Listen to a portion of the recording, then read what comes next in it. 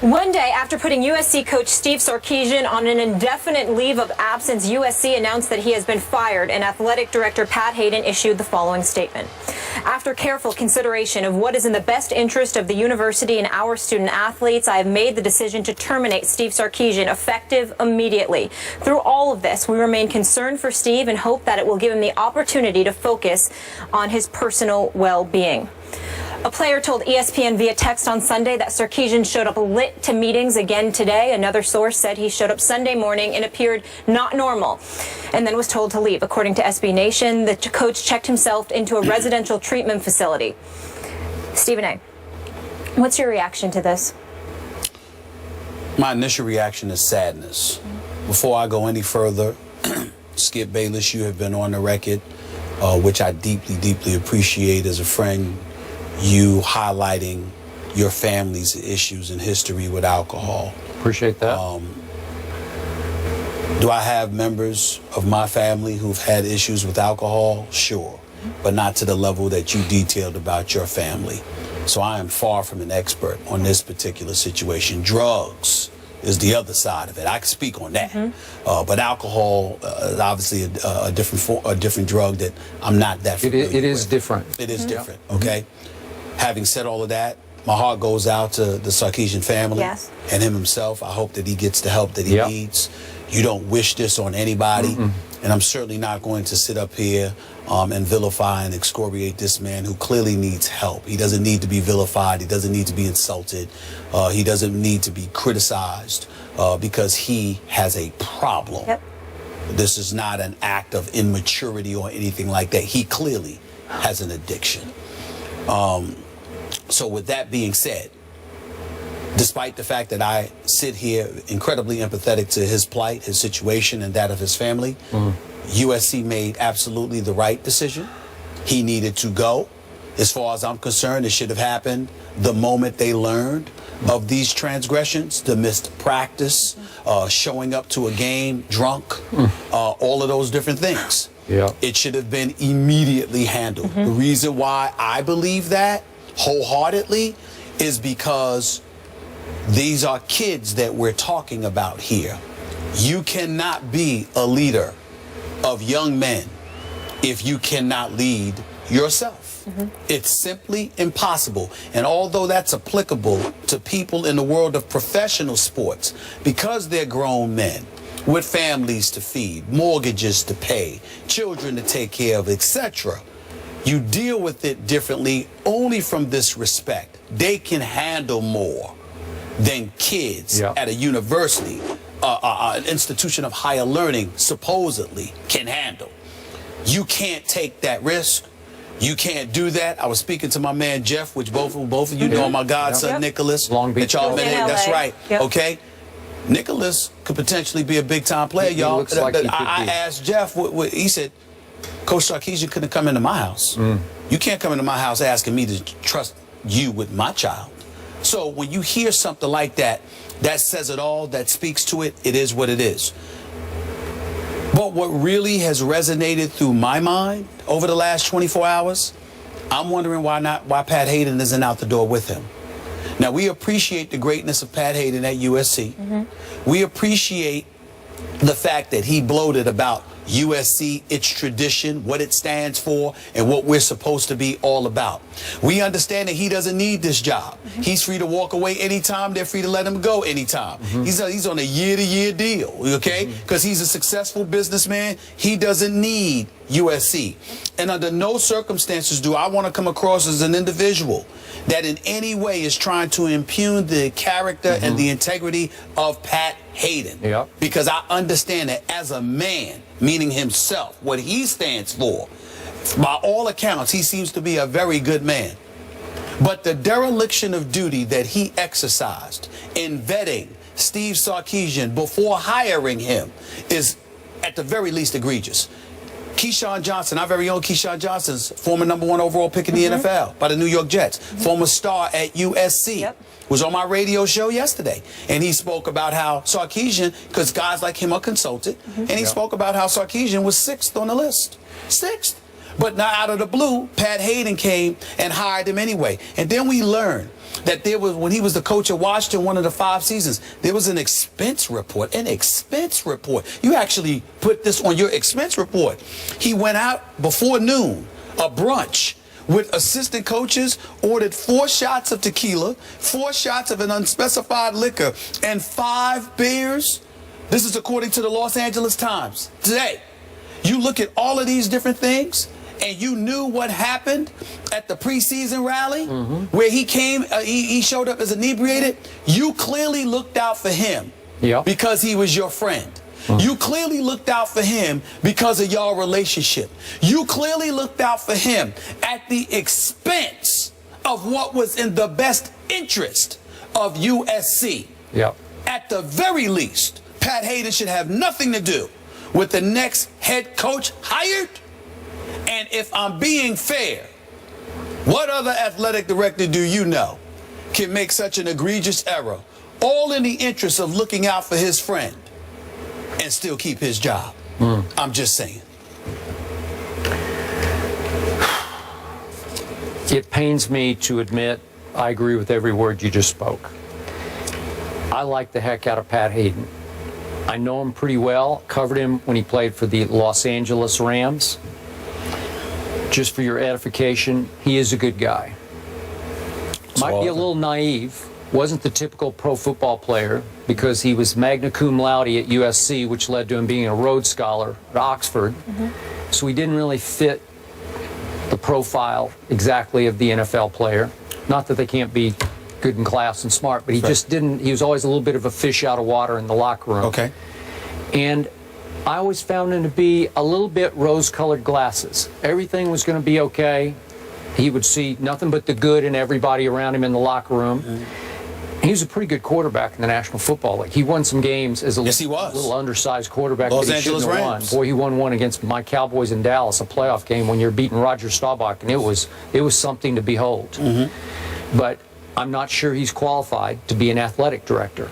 Maybe a fundraiser for USC. And to your point, he was a highly successful, high-powered attorney before he took this job for the sake of his alma mater. And a businessman, yes. Yeah, he's a businessman. Yeah, he made a lot of money. But he did love Sark to a fault. He had a soft spot for him that turned into a blind spot for him, which is very, very dangerous. All your evidence and information that has come to the fore is damning, because the man who was such a great student did not do his homework in his coaching search. And the fact that it's now been reporting that several of the Huskies he coached at the University of Washington are saying, oh, he had alcohol issues that impacted his ability to do his job as a coach when he coached here in Seattle. Really? And Pat Hayden seems oblivious to all this, rose-colored glasses on. And then remember what Pat did to protect his coach? Remember September of 2014 at Stanford? Remember this game? I happened to be watching it live. Somehow Pat Hayden gets a text up in the press box in his wherever suite he was, and he's supposed to go down on the field to help Sark, who's into it with a couple of the referees. And he went down on the sidelines, and Pat Hayden is screaming at the referees from the sidelines, member of our committee that picks our playoff finalists for college football, and he was on the hot seat over that because that's out of bounds. You know, you completely, literally crossed the line onto the football field. And remember, USC is a private institution, so they can do whatever the heck they want to do. Nobody's going to tell them one way or the other, and they all love Pat Hayden. I'm with you. I don't think he should be allowed to pick the next head coach, just because here's the final irony. The most painful irony of all to me is that Pat Hayden, being true blue to his buddy Sark, enabled him to fail at USC. If he had used what the alcoholics call tough love back before the season started and put his foot down and said, you're going to rehab now. Absolutely. We will go interim. We'll pick somebody on our staff to get us through. I know we have a good team. We have a chance to have a great team, but we are going to get through this year, and then you're going to go fix yourself, we hope, and then you're going to come back next year. That would have saved his job. I'm pretty sure we would all sat back, right? And his career. Yeah, wouldn't we have all sat back and said, boy, it's a tough thing he's going through, but we'll wait and see how it turns out for next year for Coach Sarkisian. Am I right? Okay, he didn't let that happen. He let the wrong thing go out of too much blind love for Sarkisian. A couple of points I want to make based off of what you just said. Number one, I I am not going to sit up here and speak about a man with such impeccable credentials who is so revered and act like, oh my goodness, he should be fired because he made a mistake. It was a dereliction of duty. It's not that. It's that Pat Hayden is about fairness. Pat Hayden is about what's right and wrong. No, he is. I agree. Any other You're institution that you point to, what athletic director do you know would get away with making such a number of egregious errors as it pertained to one individual? They wouldn't get away with it. Okay? You clearly shoved fairness and equity aside in an effort to engage in what some of us would view as nepotism. I'm looking out for my homeboy. I'm looking out for this guy. As well. And so the Pete Carroll connection, of course, but Lane Kiffin had a Pete Carroll connection. It did not stop Hayden from firing him on a runway. That's true. On a runway off a plane. So I'm saying that's the other point that I wanted to point out about what you made, because you talked about the rose-colored glasses. And I'm going like this. Well, that's not entirely correct, Skip, because that's not what he had with Kiffin. He was pretty hardcore with Kiffin. There was no rose-colored glasses there. He was pretty hardcore. But I think Lane pushed him until he just couldn't be pushed anymore. I'm just saying, but Lane didn't push him like this. In a different way. Lane confronted him and challenged him. Lane confronted him and challenged him because Lane Kiffin was thinking about what he inherited post Pete Carroll, the pressures of succeeding the man, and on top of it all, still having to win full games with lesser than 85 scholarships because it was confiscated from them because of what transpired during the Pete Carroll era and all of this other stuff, even though a lot of people at USC think that was bogus. Nevertheless, Lane Kiffin was in his face saying, whoa, whoa, whoa, I understand where you're coming from, but look at what I'm having to deal with. So you get rid of him. Ed Orgeron goes 7-2 in 9 games. He did. Had a great relationship with the players, had great relationships at USC. Pete Carroll said, Pat Hayden said no. No. Then, like Keyshawn Johnson said, we got numerous candidates to look at. You bypassed all of these dudes to go with who was number 6 on my list and most people's list, because even though he was in Washington 5 years, they called him 7-win Steve / Sark or whatever, because he couldn't get above the 7-win plateau. Although he started from nothing there. I understand that. He mess. started from nothing. It was a mess. He did all of that. All I'm saying is, you do all of that, and Pat Hayden brings you in. You not only didn't demand that he seek help, you glossed over it. And by the way, let me ask you this, Skip, to end my point about this. Didn't you just say magna cum laude? Rhodes Scholar? USC Rhodes Scholar, yep. Doesn't Pat Hayden strike you as a relatively thorough individual? I would say he is. I would think you would have to be to achieve what he did. Are we to sit here? Is there anyone else you know that have those kind of credentials that would be accused of not doing their homework? That's what I said. Hold on, wait a minute. What I'm saying is this. How do we know he didn't do his homework? How do we know he did do his homework and said, I'm going to bring my boy in here anyway? See, that's where it gets tight. Because am I really to believe this is an expense report? Yeah. That's what an expense report. Maybe he didn't think it was a problem, though, like alcoholism. Maybe he thought the guy likes to party. I am in no way saying that Pat Hayden said, I know you got a problem, so I'm going to bring you here anyway. What I'm challenging is this notion, you knew nothing? Okay. You knew nothing. Yeah, okay. If we on the East Coast, I'm not Keyshawn Johnson. I don't give a damn about USC. Okay, I like going to their game. The one game against Stanford, I love Southern California and watching a football game in 90-degree, 100-degree weather. It was actually kind of fun. But let's be clear, I'm not losing any sleep over USC. So why is it? I knew about Sarkisian.